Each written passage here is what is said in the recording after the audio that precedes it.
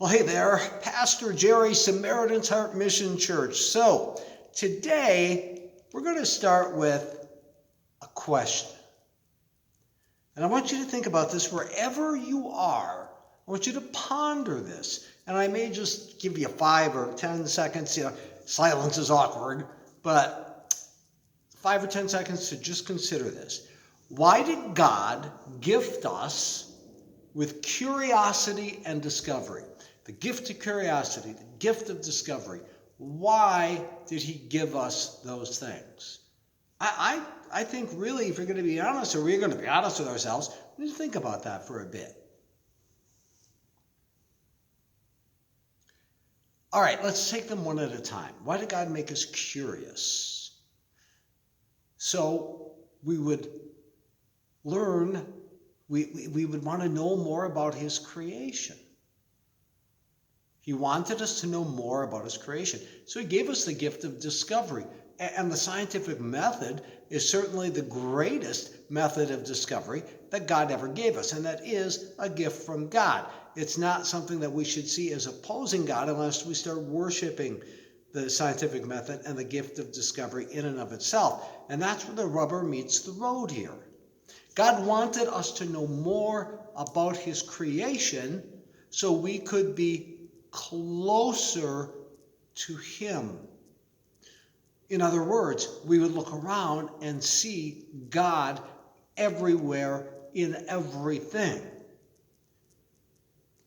Not to make us feel like a God, and unfortunately that's what many have done. Science has become a religion. Who needs God when you've got science? Explains everything. Poof, we came out of thin air, we're a cosmic accident. All of this order came from nothingness. And the more that we learn about the human body, the more we learn about how things work, the more we start feeling like a God instead of being closer to God. Now, I'm the only one that can do this, but I want you to know me, and one of the ways you can know me, then later he would give us his word in the Bible, and then, of course, Jesus. But initially, it was nature, it was creation. And here's the funny thing. So the more we start learning about creation, the more we start feeling like a God. Now, we are to be like God in a different way. We are to be more and more like Jesus in his character and his personality, but not think that we are increasing in power to where we could, because look at it this way, because we know how to tell time that we can make a watch. And that's basically what we do. The more we learn of creation, we make God smaller and smaller and smaller as a society until, wow, God didn't create this. I mean, look, it's just very simple processes. Learning to understand the processes can be simple. Creating them is a different matter. This brings me to the recent moonshot. Now, as a kid, man, I never missed, once I was old enough to understand what was going on, which was about 1967. I didn't miss a liftoff or a splashdown. I got out of farm chores on July 20th, 1969, so I could watch the coverage of man. Back then it was man. Now, of course, it's humanity landing on the moon. So, back in April, the Artemis moonshot didn't land on the moon, of course, before astronauts went farther from Earth than any human beings ever have, looped around the moon, and came back. And I missed, my kid actually texted me, did you catch the liftoff? Did you catch the lift? I actually missed the liftoff, but I was not going to miss the splashdown just off the coast of San Diego in the Pacific Ocean. I'm going to watch it. I was watching ABC News' live coverage of the splashdown. And David Muir and those who were with him kept saying over and over, the capsule is due to land at 8:07 p.m. Eastern Daylight Time. And they just kept pounding on that. And the technology has gotten where, man, you can watch this thing way up in the atmosphere now as it's falling. And it's really the video assets, as they called them, is really cool. And that capsule hit the surface of the Pacific off the coast of San Diego at 8:07 Eastern Daylight Time. And then they just went on how brilliant these NASA scientists are. It's amazing. Okay, but they didn't do that. What do you mean they didn't do that? God did that. God landed that craft, splashdown, at exactly 8:07 Eastern Daylight Time. Well, how can you say that, Jerry? Come on. These guys and women, they're brilliant. They figured, no, what did they figure out? Think about this now. What did they figure out? They figured out that the operation of the solar system never changes. The Earth always rotates at about 17,500 miles an hour, and I think, and I could be wrong, I think it travels around the sun around 24,000 miles an hour. I'm not super sure on that one. But God never deviates. What he created never deviates. It's perfect every single day. Because we can calculate sunrise, and these days it's pretty early in the morning here in Wisconsin, 5 whatever. Okay? Because we can calculate when God's going to make it happen. Doesn't mean we make it happen. God has been reliable over and over and over and over and over and over. So we can calculate these things based on the curvature of the earth and all of that stuff. Okay? So they just simply looked at, here's how fast the spacecraft is traveling. Here's how fast it's going to happen once the Earth's gravity grabs it, and the Earth's gravity is going to grab it at precisely such and such and such. So yes, through the miracle of modern computers and all these other things, and those are miracles, by the way, they could know exactly how God was going to work. This is one of the rare times that we can. That makes it a beautiful thing, because this is one of the few things we know that God does consistently every day. So the lesson here, and no offense to the amazing men and women at NASA, but the way they accomplish this is simply trusting that what God does won't deviate, and it doesn't.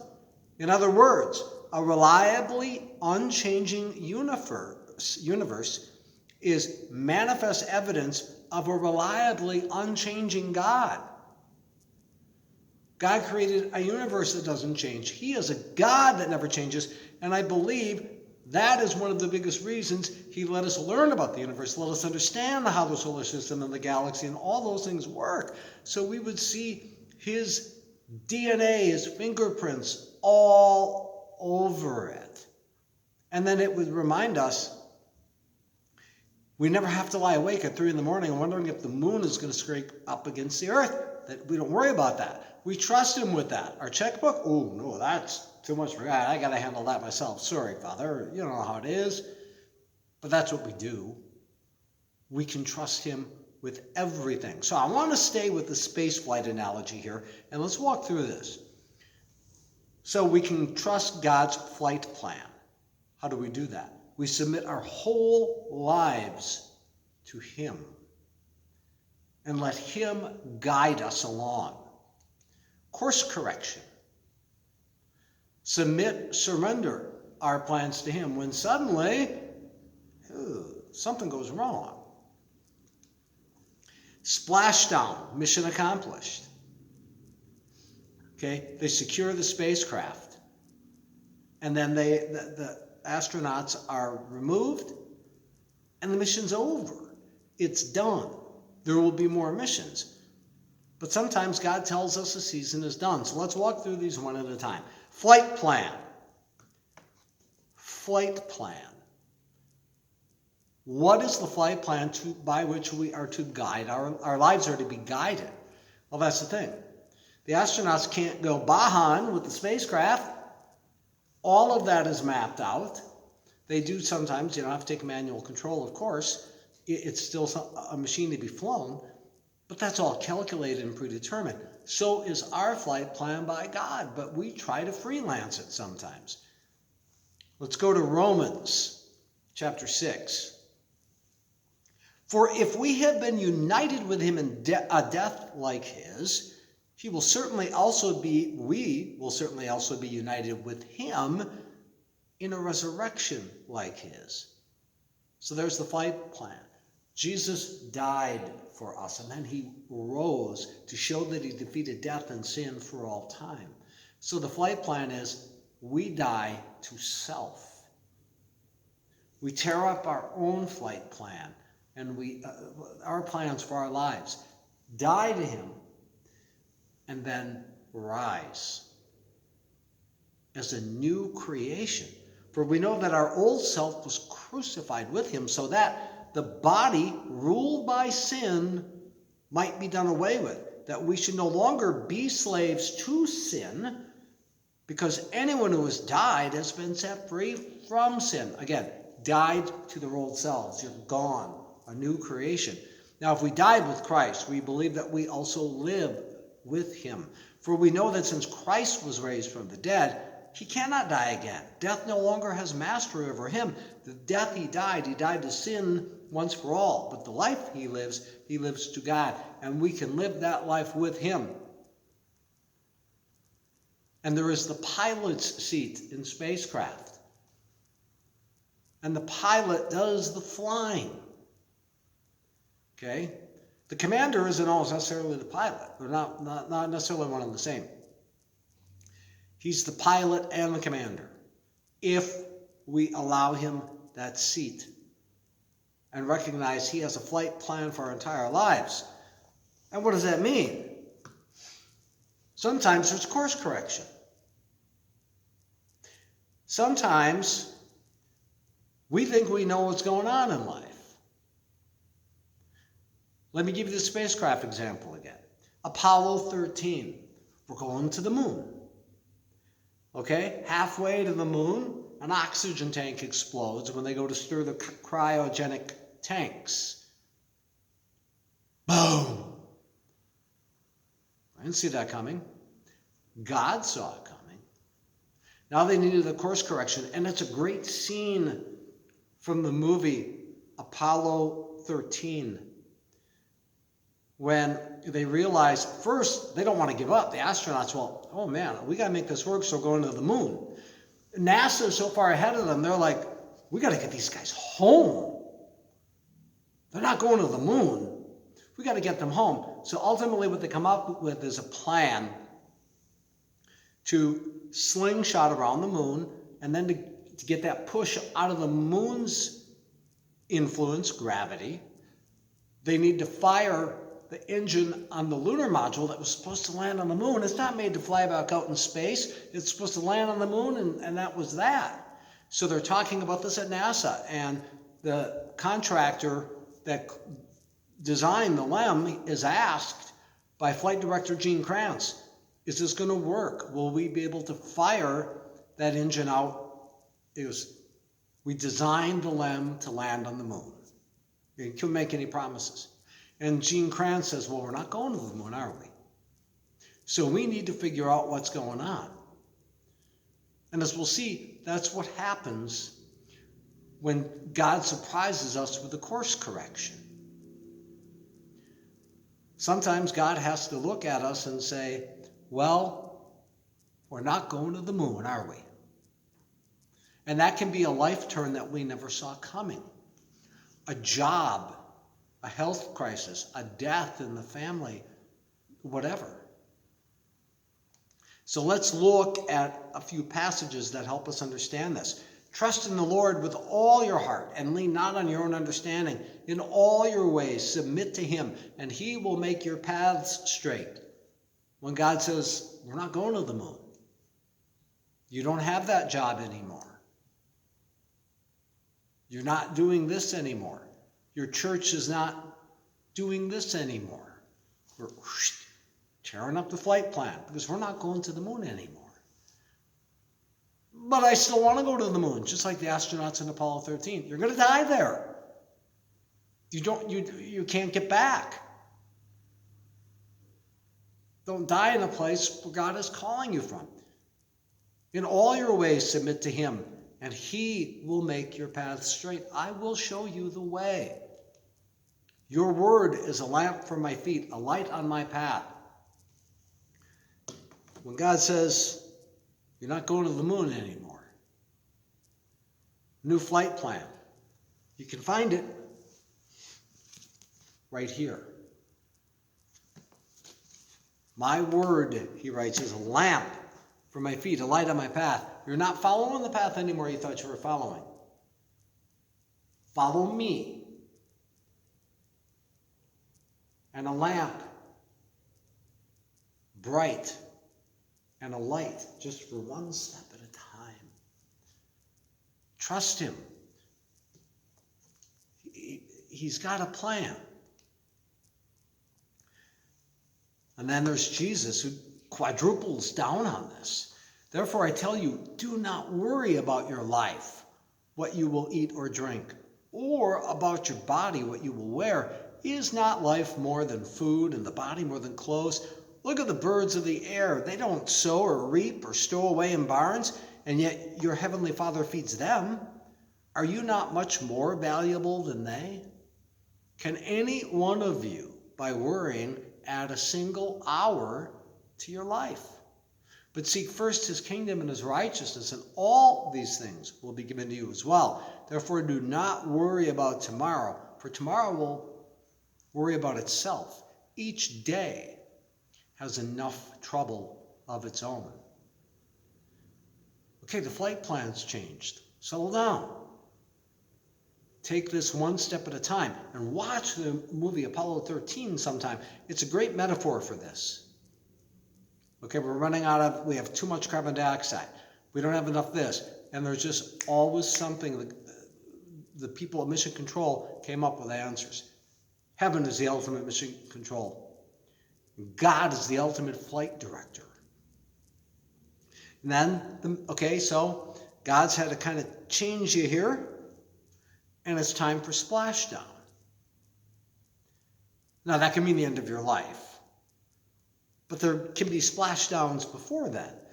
Ecclesiastes 3, very, very, very famous chunk of the Bible. There is a time for everything, and a season for every activity under the heavens. A time to be born and a time to die. A time to plant and a time to uproot. A time to kill and a time to heal. A time to tear down and a time to build. A time to weep and a time to laugh. A time to mourn and a time to dance. A time to scatter stones and a time to gather them. A time to embrace and a time to refrain from embracing. A time to search and a time to give up. A time to keep and a time to throw away, a time to tear and a time to mend, a time to be silent and a time to speak, a time to love and a time to hate, a time for war and a time for peace. And the important thing here, as written by King Solomon, we believe, God sets all these appointments.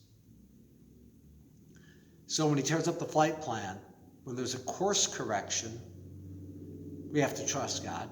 And when a season has just ended, and that too could be a lost job or a lost relationship, God appoints those things. Like I said, with Apollo 13, he knew that tank was going to explode. Whatever you're struggling with, he knew it was going to happen. So now what? How do we walk this out in our lives? His perfect design. When you are wondering, what's God up to? Look at the universe. I mean, you want to have some fun? Find a spot somewhere where you can see the actual sunrise from the horizon, not where there's buildings and stuff in the way. Sunrises are beautiful, and there's only so many to a lifetime, so if you haven't seen a lot of them, you really should. But take your watch and look at the pre-selected time. Yeah, not pre-selected, but the pre-estimated time for sunrise. God selects the time. And it's going to be pretty close if you actually, if you see the legitimate sunrise, busting through the horizon. God did that. Those who calculated the time, they just saw his perfect design. Imagine if you could live your life that way, trusting that God's design for your life is perfect, surrendering the season you don't want to give up. His perfect flight plan for our lives. So once you trust that, you see that perfect design and understand that all we do is plan things around that perfect design. Again, going to the moon and all of that. If we could just surrender our lives that way. If you keep the universe running on time, I guess I can trust you with my life. And his perfect course correction for our lives. We're not going to the moon anymore. Okay? That's done. I know that job is not where I wanted you to be. That happened to me in 2018, 2019, and it's happened to my wife, Ramona, or relationship, or whatever. And his perfect timing for our lives. If that job ended when it ended, it's because God wanted it to. If that relationship ended, maybe you didn't know the things God was hearing behind your back. And God decided that wasn't a good fit for you. April 10th, 2026, 8:07 p.m. The splashdown. Exactly as predicted by man, but executed by God. Trust him in all things. God bless.